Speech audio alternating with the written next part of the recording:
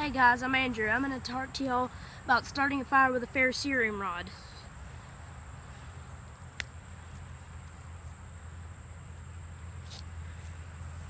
The striker that came with this type of ferrocerium rod is garbage, so I'm just going to use the back of my knife. Okay, we have several categories of making a fire. We have tinder, we have man-made tinder, we have natural tinder, we have debris, and we have wood. Okay, tinder I'm going to be using, the man-made tinder I'm going to use today is a speck of cotton.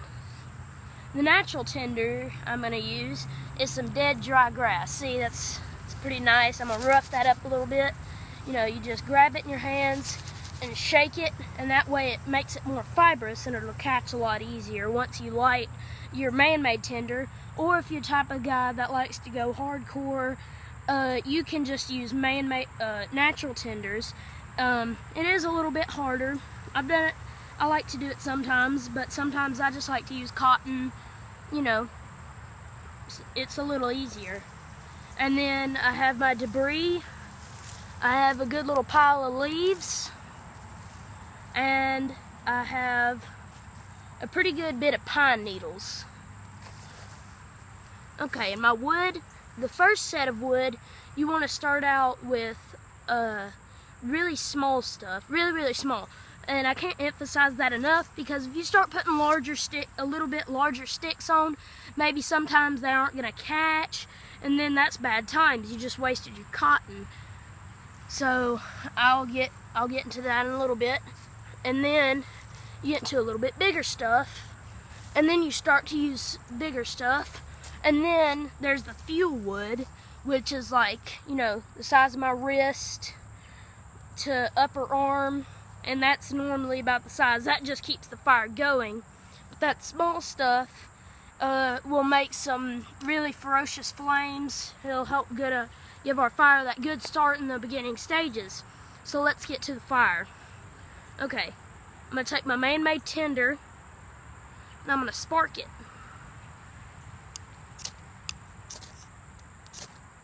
And sometimes I forgot to do this. You've got to pull your cotton apart.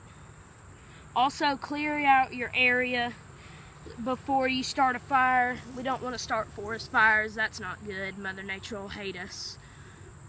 Okay. I'm just going to set it on top of my tinder. I'm going to set my cotton on top of my other tinder. Give it a nice little bit of shavings from it. And I'm going to spark it. Okay, you see that was pretty quick after I roughed it up. You want to be very gentle with the debris though. Be careful not to burn yourself, but also don't smother your flames. If you feel like your fire is dying, blow somewhat hard on it, but not hard enough to get all the embers away.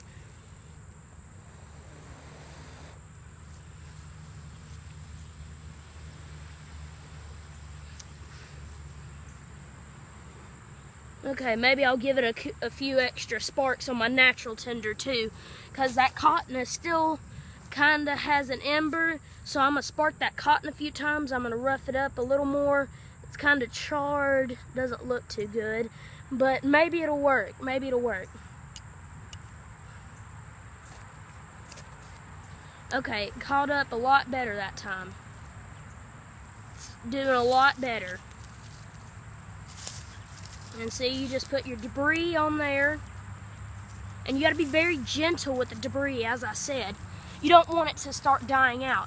And then once you see some flames, throw your pencil lead or match size kindling on there. And you wait a few seconds. Now you start getting a little bit bigger, just a little bit. Ooh, that fire is hot. Okay, you're just going to get a little bit bigger. And also, you want to gather up all your materials beforehand. That way you don't have to run around the woods, you know, chasing down materials. You know, I mean, it's common sense, guys.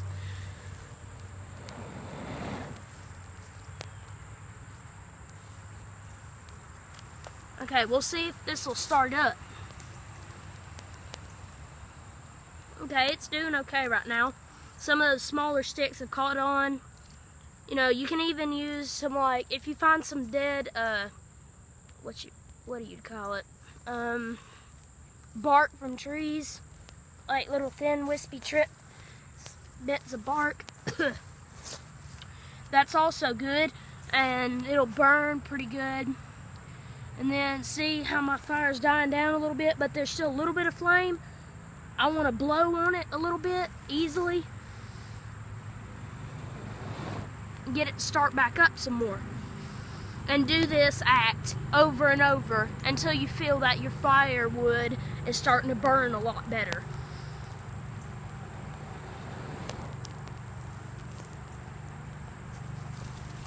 Then you're just going to add a little bit bigger stuff again. And you keep increasing the size as your fire builds up.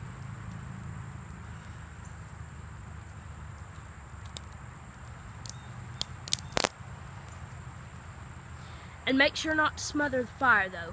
That's bad times.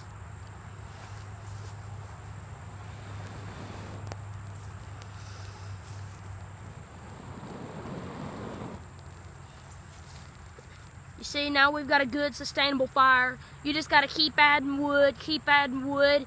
It's that natural stuff. Like, I like to use pine cones. If you can get a good enough flame to start a couple of pine cones up, then you've got it then. Pine cones are great. They contain saps. Same thing with pine needles, but pine cones are better in my preference. Let's not argue about that. And then, you know, debris, always good, always good. And so basically, guys, that's pretty much how you start a fire. Well, I'm gonna blow on it a few more times just to, you know, show y'all that you can get a good fire going with just a ferrous earring rod. It ain't hard. Ferrous earring rods, you can snap them up on eBay and Amazon, $2. Make sure you don't get the cheap variety. I like this little Bear Grylls fire starter. It's one of the best I've ever used. I'm not being paid to say that, guys. It's a pretty good one.